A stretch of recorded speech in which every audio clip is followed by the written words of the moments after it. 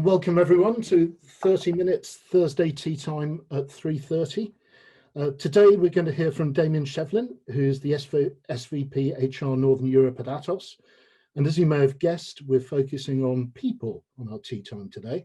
And in a moment, I'll hand you over to Dominic, who's joined Grey Hair Works to help grow the growth of our people cluster. Then we'll hear from two solutions partners. The first will show how the future of work using an on-demand workforce platform has been accelerated by the pandemic. And the second, how smart AI-enabled insight can help organizations make the right decisions on what talent they need for 2021 and beyond. And as ever, thanks to Hayes McIntyre and Lewis Silkin for support and useful content and free advice, which they're happy to extend to you, our lovely audience. So, Dominic, over to you. Thanks, Alex. Hi, everybody. Great to be on today and great to be part of the Grey Hair Works team. Those of you who don't know me, 15 seconds. My background is 20-odd years in the sordid and duplicitous world of executive search. In my defence, I've managed to take a few relationships with me, so perhaps I can count that as a short win.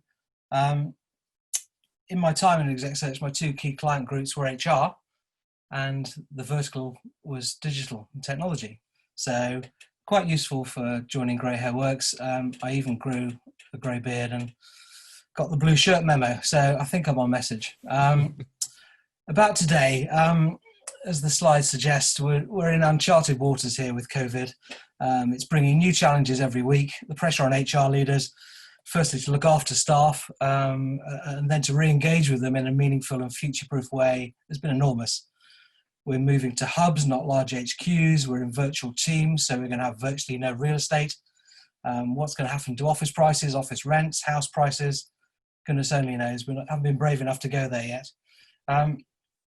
All this change is assuming that the business you're in can survive. A lot of businesses aren't, and it's a really tough time. Nobody knows better than Grey Hair Works how important digital innovation can be to accelerate transformation. And it's for this reason we're moving even stronger into what we're calling imaginatively the people cluster. It's so much people to the fore in everything that's happening during and post-COVID now. You can see from some of I don't want to be too alarmist with some of the slide quotes, but Heather McGowan, everything we predicted unfolding in months. Some people have likened it to a good war, 5 months of change in what normally would have taken 5 years. Office centricity is over from Toby. It's never going to go back again. Interesting times. Lawrence is a smart guy at DigiWorks. He's probably tuned in. I didn't quite know what that meant, but it sounded really scary, actuating events and things. So I thought I'd throw that in there. Today we're going to hear from Javoto and Stratagens, who are joining our people cluster. Both super smart businesses with really innovative solutions for future of work. It's great to welcome them alongside. In Chorus and Atobi, we already have a strong people cluster emerging, as you can see. Our conservative plan is to make the people cluster at Grey Hair Works the place to go for HR leaders when they're looking for digital innovation. We want to have 10 by the end of the year and can't help to make that happen.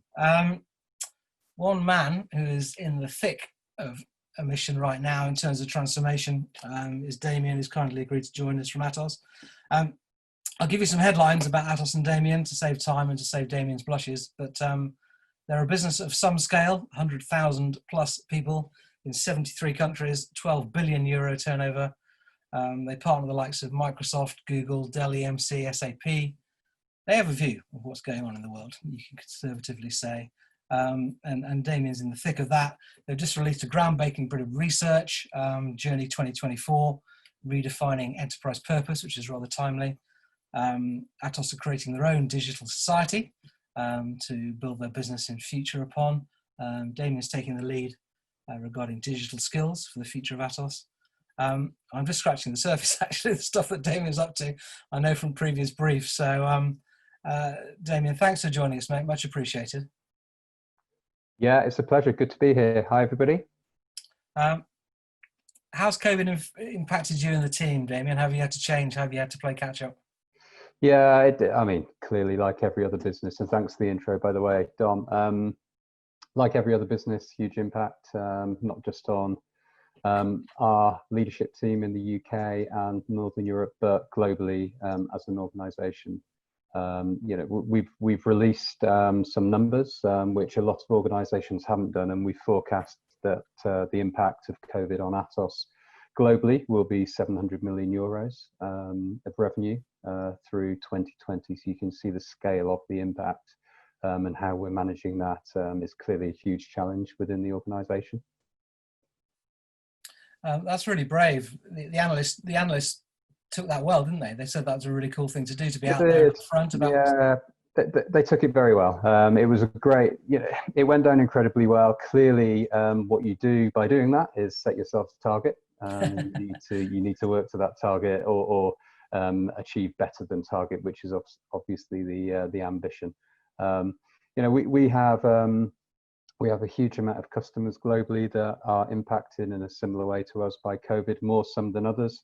Of course, especially in the travel industry and hospitality industry. So we're doing our best to support them through this crisis at the same time as supporting our own people through the crisis as well. So hugely challenging times. Where have you found the pressure points, Damien, once people have got used to this whole sort of working at home new ecosystem thing? Are you starting to see some pressures come into the system in terms of health and well-being and how the teams are shaping and working? Yeah, there's no doubt. It's been really interesting. So our immediate response was people first, and I would say that given my role, but genuinely as an organisation, it was let's look after our people. We're a people-based organisation. You just mentioned we're 110,000 people strong across my Northern Europe patch, and we've got around 14 to 15,000 people. So it's really important that we immediately put in some flexible strategies in response to the crisis. We traditionally operate with around 15 to 20% of our population working from home. Yeah. So we're a fairly flexible organisation in that sense, but we moved to 90% almost immediately. So you can imagine the scale of the challenge there. First thing we did, of course, was to put in place guidelines, support, health and safety responses, etc. And that went down incredibly well. And we noticed and we spotted early that communication and engagement was a core part of what we would need to do through the crisis. So we absolutely ramped that up significantly. And it isn't just about top-down communication. This is what you must do. These are the guidelines. It was also about listening because we were in uncharted waters, as we've said. And we need to listen to people and how they're responding and reacting. And certainly mental health was an area that came out very strongly. Working from home works very well for some people, but at the same time, it's a huge challenge for other people. And the isolation aspect of working at home can be a big issue. Clearly, we've seen in the press recently, domestic violence is on the increase, so that can be an issue as well. And of course, caring responsibilities. So we all know I've got 2 young kids myself, and I know the challenge of having them at home while trying to be on a video call. It wouldn't surprise me if they walked in a few minutes' time. So there are a huge amount of challenges that we had to overcome and support our people with. One trend that's been mooted to me, Damien, is that people are really finding out who their partners are and their true partners are in terms of business now. And you guys partner with some of the best and world-class organisations that I touched on earlier. Are you finding that sort of circle of friends has got a bit tighter in these times? Yeah, most definitely. It's a really good point, and I think we're going to see more of that as well. One of the, and let me plug it right now. So one of the trends that we pick up in Journey 2024 in the paper, thought leadership paper pulled together by our scientific community internally. And by the way, available to everybody through atos.net. It is good booksellers. Yeah, indeed, it's a fantastic piece of work. Really insightful. But one of the key areas, actually, one of the trends that we're looking at is the fact that we expect new partnerships and new disruptive mergers to come through, and fairly disruptive acquisitions, and that increased willingness to collaborate, but also to co-innovate. And I think that's really, really important, and we're going to see more of that trend. But certainly, we've got some really good partnerships. So Google is a relatively new partnership of ours, and we're doing some really interesting work with them across a number of areas. One of them actually that is fairly new, very close to what I do, is in the AI space, artificial intelligence. So at the moment, and I'm sure there's a lot of people who get this probably a lot better than I do from a technical perspective, but at the moment, generally, we use black box AI as a standard, which is all about just writing algorithms, then the machine makes a decision, and of course learns, which is the artificial intelligence part of it. But what we're finding is that sometimes prejudice and bias can come into those algorithms and that decision making, because the algorithms are written by humans, and we're far from perfect, and we have our own subconscious biases. So something we're working on with Google at the moment is explainable AI, and this is about inputting a human perspective added on top of the algorithm, which is really, really interesting. And I think from a working against discrimination, for example, so if you think about it from a context of recruitment, we use AI at the front end quite often to sift through CVs, etc., and some discrimination can come in through the bias of the algorithms. But if you apply this on top, you start to remove that. So again, it's thinking about how we can work with machines moving forward. Yeah, wow. A little birdie told me that, as well as everything else going on, Atos are restructuring their go-to-market, and you're having to mirror your whole HR team to suit. That's been an overlay just in your spare time? Yeah, indeed. We don't do things by half. So it's I mean, we started the transformation pre-COVID, but we felt it was incredibly important for our business to continue the transformation, and we're moving to a market and industry-based model. Really, this is about customer centricity. So moving to a customer-centric model, becoming experts in those markets, so we can work in partnership with our customers. More agile decision making. Again, as we look 2, 3, 4 years ahead, that agility in decision making, that agility in digital strategy is going to become even more important. So that's what our customers need, and we're digital transformation experts as an organisation, so we need to align ourselves in that way. So 6 different industries, and huge industries in themselves. So public sector and defence, manufacturing, telco and media, financial services and insurance, health and life sciences, and resources and services, which is in effect energy and utilities. So a really, really interesting move, but you can imagine moving 110,000 people into the industries is a massive challenge. Goodness, it is. Is there some light at the end of the tunnel, Damien, in terms of how companies can emerge in terms of with a better structure for the future, with a better culture for the future? I mean, Atos have always been really groundbreaking in terms of social value aims and carbon neutral aims, but are companies going to come out of this in a way that we think is better positioned? Give us a potential good news story. I really think they will.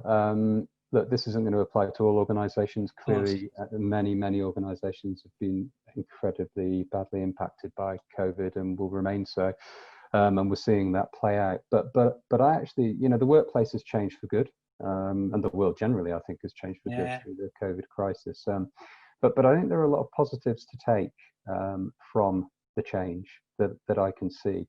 I think organisations have recognised that people can be trusted, and I think trust is important. I agree. Be trusted to work remotely. If you look at all of the various indexes and research on trust has gone down significantly in politicians, in organisations, people in power. We need to build that trust, those trust levels, and I do genuinely think working more remotely will help us to do that.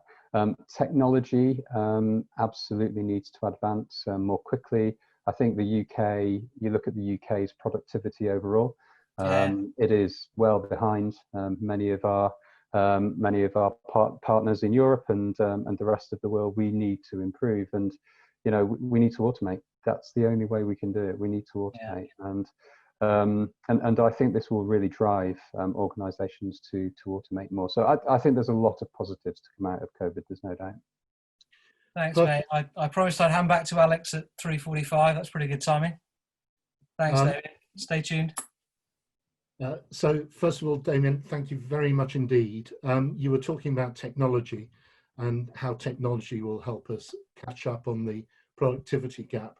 So at this stage, I would like to bring in Christopher from Javoto, who run a major talent as a platform service. Christopher, do you want to talk to us a little bit about how Voto could help? Absolutely. Firstly, thank you very much for inviting me, being a new partner within the Gray Harris Network as a solution partner. We are from Jovoto, located in Berlin. We are running Europe's leading talent as a platform service model, which means that we are hosting and managing more than 100,000 freelancing talents globally on our platform, being connected together with consultancies and agencies who already use our service. And how it all happens, I give you a brief insight today. Mainly driven by speed, by the need for a higher relevance of results, by cost efficiency, and the need for a cultural change within organizations. It's why clients and partners contact Jovoto. Because as you can imagine, since we're a business 10 years already in the market, we bring a lot of experience how to build up the right community, how to build the right talent around organizations' needs, and how to plug them in. The more we are basically providing this best of all worlds, why large organizations use us across all those drivers named. Furthermore, it's about, if you skip please, if it's about organizations just looking for projects to be run with us, we're looking at FMCGs, we're looking at automotive, at finance industries. So basically those that are really hit by a deep need for change across all organizations and the right talent that drives them externally, but also how to include internal talent within a virtual workspace. So it's project studios that we build and where we let and curate the right talent for, but also talent hubs, usually with a certain focus, mainly in marketing, innovation, but also driven by HR change makers who really see that urgency in their organization. Furthermore, it's always a good start to take your employees on a journey of this digital interface. So what we often do is with a lot of European organizations, starting with their board members, to run projects like with Bayersdorf, to integrate top management people into this virtual studio journeys. Once was with Bayersdorf creating a leadership guide, also fueled by external top creatives and consultants. So we bring the best from all world to drive organizations to the digital world. And yeah, it's great fun to work here, but it's also great to have you guys on board, going into details of potential new clients. Brilliant. Christopher, thank you very much. Damien, do you have any thoughts or any questions you would like to ask? Yeah, that was really interesting. Clearly, a very short whistle-stop tour, but for me, those flexible solutions can be incredibly useful. The question for me is how would you ensure that they're aligned to the business culture of the organization? Yeah, that's a very good question. There are two answers. One is if we already identify the right champions on organization side that really make the pace in these in the culture where the rest of the organization looks up to, then we are of course building the case with these change makers.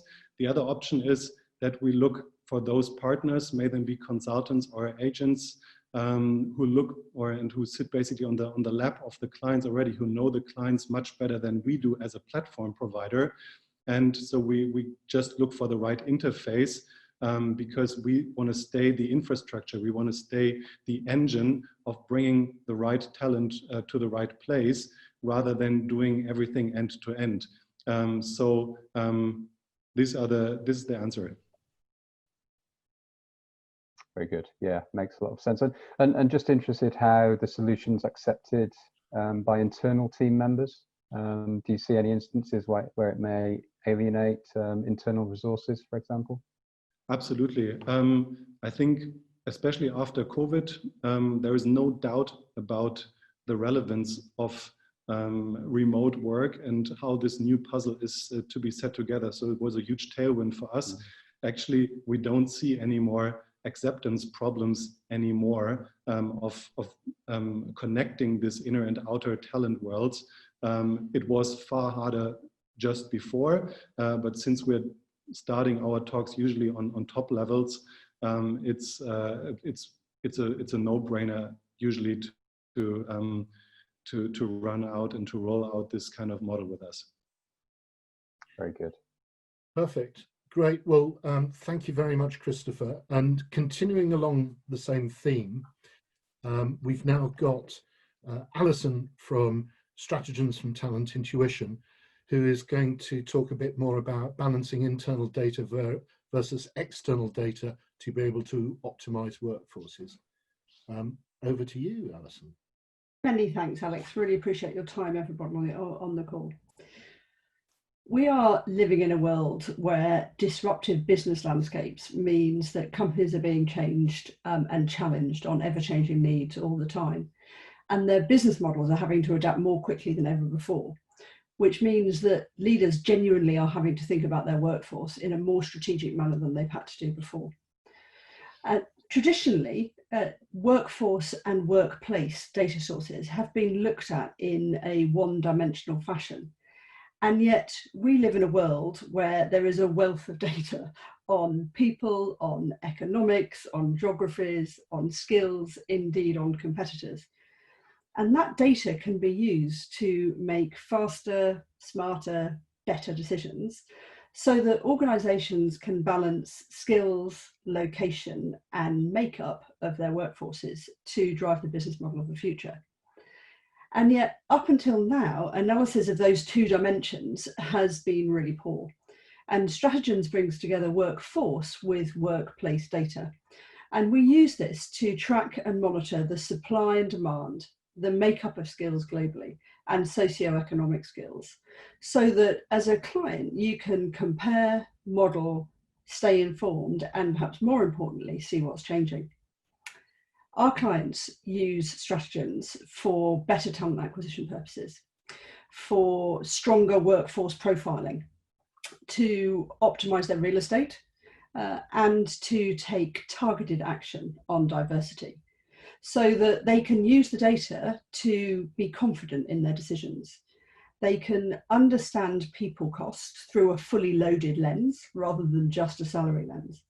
They can get insights in seconds and can balance workforce and workplace to build an organization that's fit for purpose.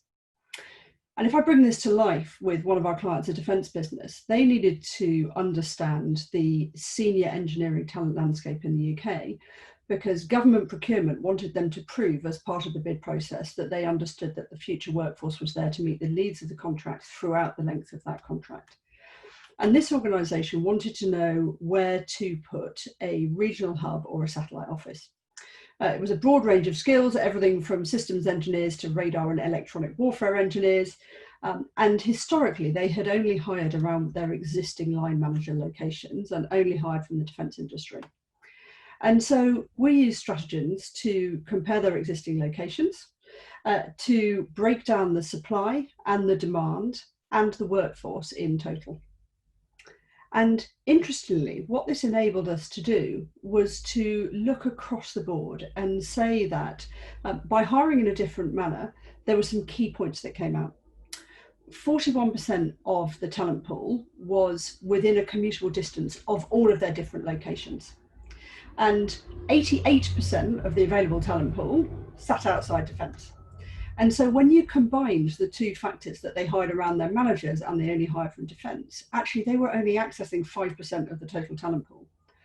And also we were able to show them that there were different vertical markets for the specialist skills that they were after, so specifically telecoms and semiconductors. And as a direct result of the data that came out of Strategies, we were able to say there's no need to build a regional hub. Using your existing locations and developing your leaders to manage in a different way, and targeted talent acquisition means that you can prove you've got the workforce of future to meet your contract needs. And more importantly, they continue to use the data from Stratagens and include that in their bid writing process for competitive advantage. Thank you for your time. Alison, thanks very much. Damien, any questions? Yeah, that was really interesting and plays into a number of things that I'm considering right now. So, you know, digital skills, I mentioned digital society piece that Atos are working on. So, you know, the skills gap and everything around that is really interesting to me. I'm just interested in your view on the impact of the changing workplace, which we touched on in my opening, and the availability of talent. Oh, that's a great question.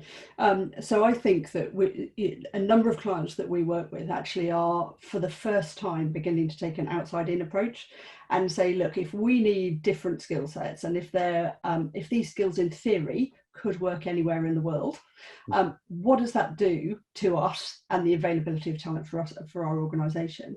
And also, how does that talent break down? So, you know, if I've kind of got this vision about this zero vacancy organisation, but actually that's an organisation that's so on it in terms of understanding the skill supply externally that they never need to react to what's in front of them. So they know the permanent market, they know the contract market, they know the gig market, and they know where they are.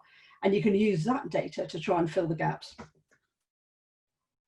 Very good. No, that's great. Thank you. Have I got time for one more, or do we need to move on? You're fine. We've got another minute and a half or so. Okay, good.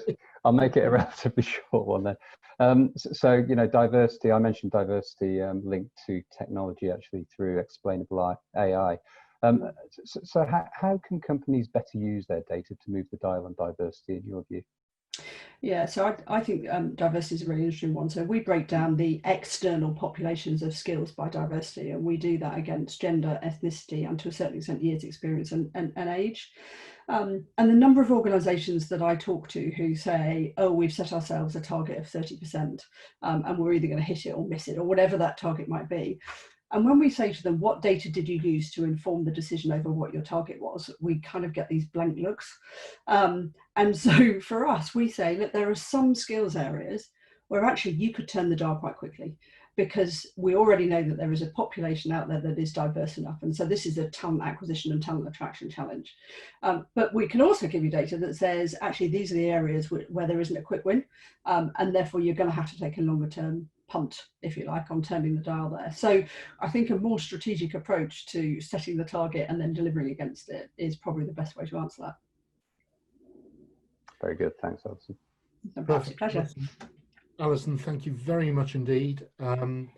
As ever, thank you all our participants today, particularly Damien. You've got a lot on your plate with restructuring, digitally transforming your own business, but we heard, you know, how Atos has been bold enough to admit about the impact of the 700 million hit you're likely to get from COVID, what you're doing to mitigate it. But I was particularly interested in explainable AI. We then heard from Jovoto and how their platform helps some of the world's largest brands react fast by offering access to over 120,000 freelancers to drive innovation and creativity. And then finally, Alison from Stratagens, whose workforce intelligence platform puts you in control of skill supply, resource management, and locational work planning faster, better, and more cost effectively. Our next session is, we're taking a punt, but it's going to be in August. It's Thursday, August the 13th at 3:30, unless you're abroad and then it's not. We'll have a big brand speaking and 2 other solutions partners from our portfolio presenting. As ever, if you need to get in touch with us and want to find out more about either of these 2 solutions partners or any other in our portfolio, just get in touch with us at bingo@greyhairworks.com. Final word of thanks to our sponsors, Lewis Silkin and Hayes McIntyre, and obviously you, the audience, for coming along. Thank you very much, and hopefully see you all next month. All the best. Bye.